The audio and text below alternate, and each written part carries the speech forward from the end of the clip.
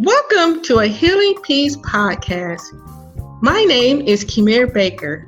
I am an overcomer, writer, speaker, and God enthusiast. I am fueled by helping women achieve their emotional healing so that they can live the abundant life God has for them.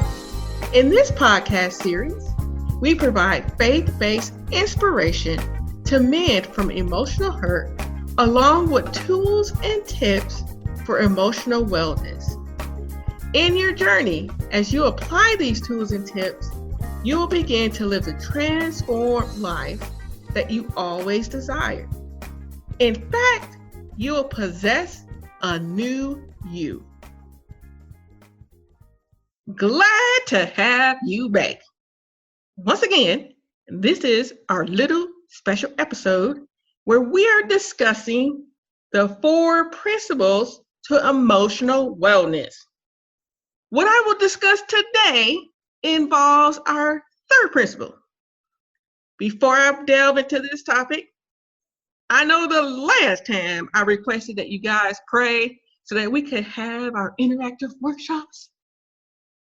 Well, like everyone else, I have to announce that we are rescheduling this event sometime in May and June, depending upon the outcome of the virus.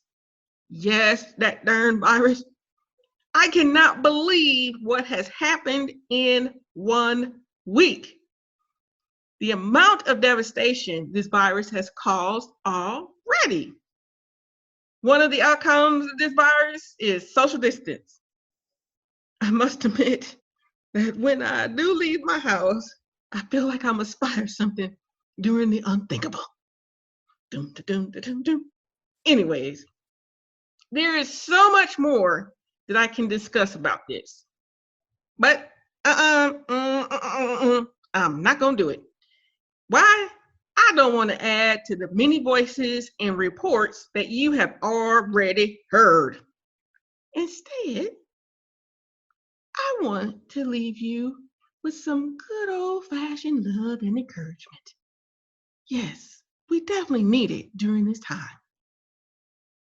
With this being the case, let's jump into the 3rd principle for emotional wellness. It is be your best cheerleader. Being your best cheerleader requires self-care and learning about yourself on a deeper level. So many times, it is so easy to disregard who we are because we're focused on the negative things about ourselves.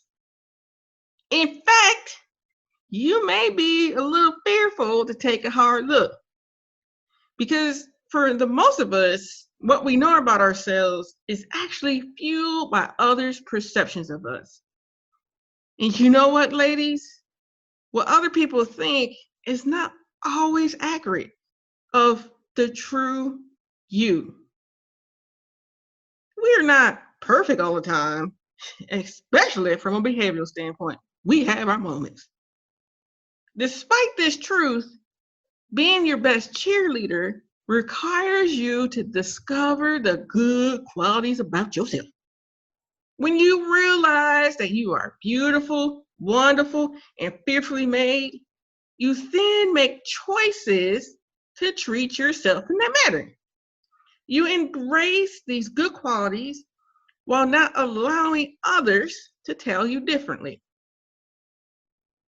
One little method to do this, because it takes time to get this on, but one little method to do this is to pick one good trait about yourself.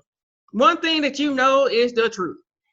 And when you feel yourself being pulled into negative thinking, pull this trait out and tell yourself, well, at least I am like this. Okay, I'm gonna give you an example. This may not be the best example, but this is what came to my mind at the time. And that is, one of the negative traits about myself is my impatience. And in my impatience, when things are not going as they should, I quickly try to fix the problem. Unfortunately, when I do this so many times, yes, so many times, I usually cause more issues. On the other hand, because we got talking about the good, on the other hand, one good trait I have about myself is that I continually seek God's face. Thus, in those trying times where my impatience may come at me, I tell myself, I will seek God's face. I will not respond. I am seeking his face. Basically, I am talking myself through embracing my good qualities versus my not so good qualities. Now, for you, your good quality may be different, but discover it during all this wonderful free time you have. Lastly, when we do have our workshops, yes, because one day we will, we have a great activity that helps us distinguish between the negative voices from ourselves and our critics so that we can boast all the more in the true qualities that God has designed in us. Yes, we will discover and embrace the good within us, which will allow us to cheer ourselves on despite what life throws at us. That's what I'm saying. As I stated before, the workshops will be sometime in May and June, still at the Cozy Library Community in Coppell. Still register at a healing peace/register. That is a healing with an A peace.com/register. And check the keep us informed box. When you do this, you'll be notified once we settle on the right dates. Remember, healingpeace.com register.